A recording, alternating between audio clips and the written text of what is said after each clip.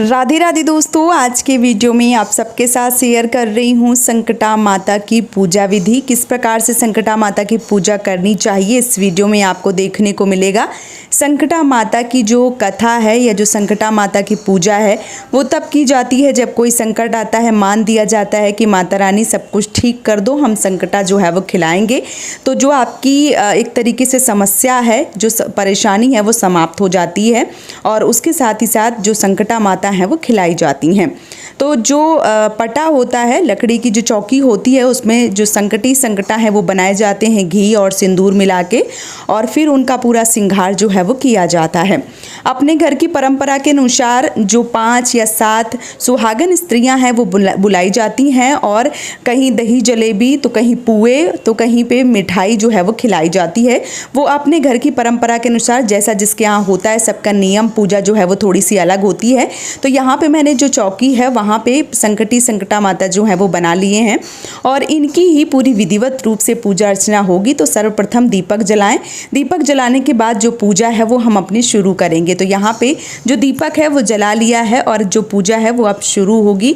तो किस प्रकार से पूजा करना है चलिए आप सब लोग देख लीजिए। यहाँ पे कलश के ऊपर दीपक और आरती वाला जो दीपक है दोनों जला लिए हैं और इसके साथ ही साथ यहाँ पे जो भी श्रृंगार की चीज़ें हैं वो अर्पित की जाती हैं माता रानी को। जैसे आलता हो गया, चूड़ी हो गई, बिंदी हो गई, चुनरी हो गई, जो भी चीज़ें हैं वो सारी चीज़ें, मेहंदी, पाउडर, नेल पेंट, कंघा, शीशा, सारी चीज़ें जो हैं वो अर्पित की जाती हैं माता रानी को। और जो सुहाग होता है वो ये सब जितनी भी स्त्रियां खाने आती हैं, जो भी महिलाएं खाने आती हैं, वो पूजा समाप्त हो जाने के बाद में जो श्रृंगार है वो लेती हैं।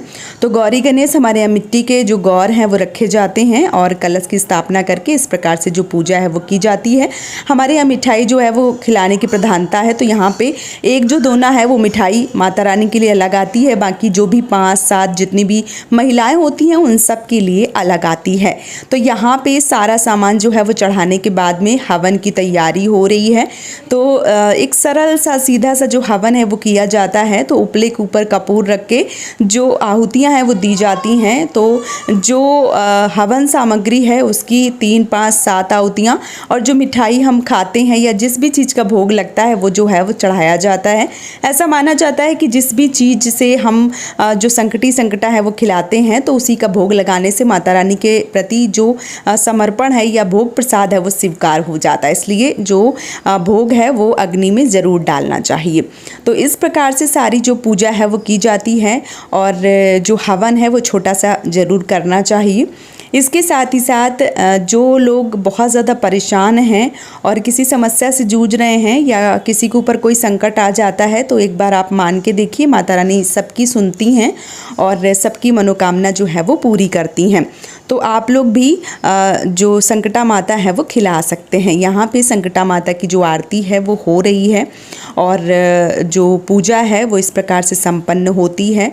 और बाकी जो भी स्त्रियाँ होती हैं वो फिर चावल लेती हैं थोड़े से और उसके बाद जो आलता है, जो रंग है वो लगाया जाता है।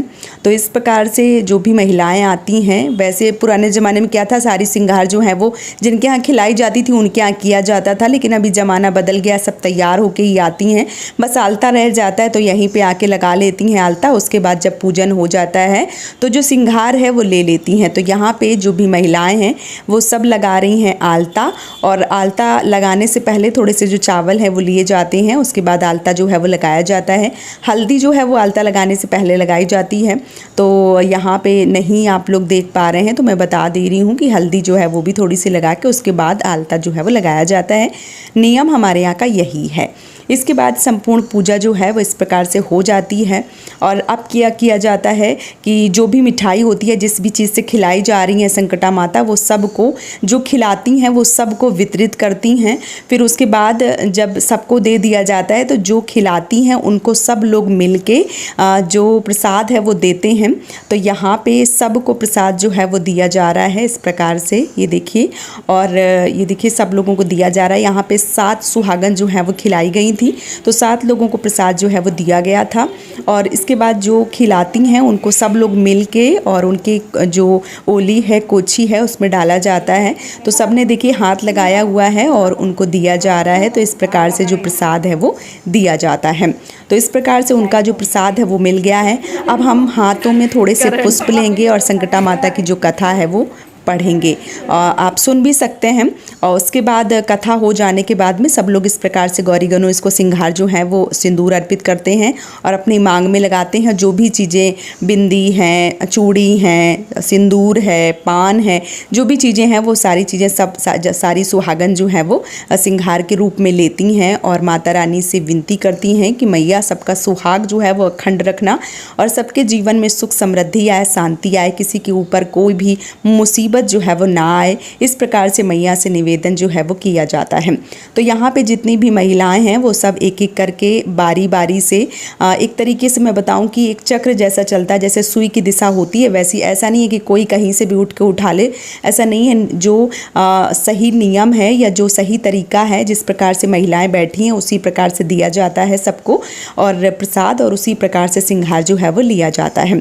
तो यहाँ पे जो भी महिलाएं आई हैं वो सब लोग सिंगार जो है वो ले रही हैं और माता रानी को जो सिंदूर है वो भी चढ़ा रही हैं।